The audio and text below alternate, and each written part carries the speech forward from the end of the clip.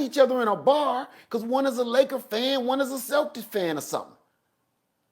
To me, family, it starts division in a real world. It starts division in a real world. That's why we start talking about Democrats, Republicans. Guess what? You will root for your team even when they wrong. When you start getting that blinded to reality, you will root for your team even when they wrong. Just because you want to be saying, I'm down with that team, man. That's cult-like behavior. I want people, if you hang out with me, be like, Led, I don't know, man. That was a little tough, man. That was a little rough, bro. Come at me, let me know. I don't want you riding with me like I'm a ride or die LEADFARMER fan. Nah, man, don't do that to me. Don't do that to me. You supposed to give that power to him. And that's the problem right there. We give that power to one another. We don't give that power to him. Miss me with that. I don't like that division. When people, that's why I say I don't like talking about religion. I don't like talking about politics. Not that I don't believe in both of them, but I think people get carried away and it all becomes a one-sided situation and it becomes Lakers against the doggone Celtics. It don't become right against wrong. It ain't Democrats against Republican. It's supposed to be right against wrong. And that's what we keep missing. You say, I'm a Republican, I'm a Democrat. If you start labeling yourself this stuff, man, it's like getting jumped in a gang. That means you labeled yourself what this is, these politics, that's what you label yourself as. Now you down with whatever they say. I'm not, man. I'm not. I'm not neither nor. I'm for truth. I'm for justice. I'm for right. Or whatever politician or basketball team or just human, normal, average Joe walking down the street is for the right thing, man, I got your back. I'm voting for you.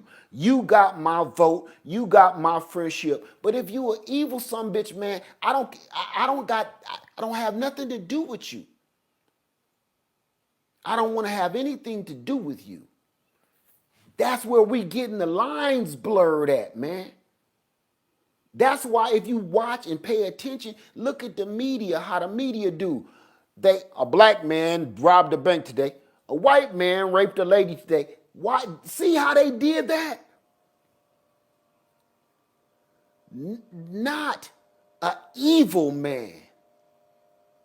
An evil, heinous. This is what they used to say when we had a little bit of decency. A heinous crime was committed by a heartless man. Back in the 80s and the 70s, that's how that news report would have went. A heinous crime was committed by a heartless set of individuals. Evil. They were trying to emphasize the evil of that human being's humanity. They was trying to pull this evil out of him, not his race. Because you know what we end up doing? We end up playing a game.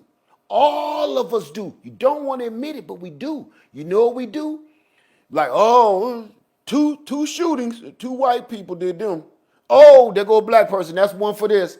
Stacking one out. So then we start arguing at work and arguing at the lunch table. Well, two of y'all shot up the what's the name there? Well, one of yours went over there and shot up the what? Did you see what just happened? They became race wars instead of all of these people that committed these crimes was demons. We taking the word demons, angels versus demons out the game. We taking that out and we putting colors on them. We done put colors on them to demonize Listen, we have made it so we are only demonizing our doggone melanin or lack thereof. You demonizing our melanin or lack thereof. You're not demonizing the actual demon, that human being, that individual. Because think about this. It goes across the board when you start doing that. See, if I demonize you, and make you the bad guy, I can only blame you. But when I demonize your melanin or lack thereof, I can say all of y'all demons. Anybody with that same melanin or lack thereof. It's a play with words. That's why I said I hate playing with words. I hate when people play with words with me because it's a game that nobody wins. You just twist the word. You tell the truth and cover it with a lie. And it becomes palatable. Did you hear me? If you tell the little bit of the truth and cover it with a nice sweet lie, it becomes palatable and you can feed that bullshit to anybody.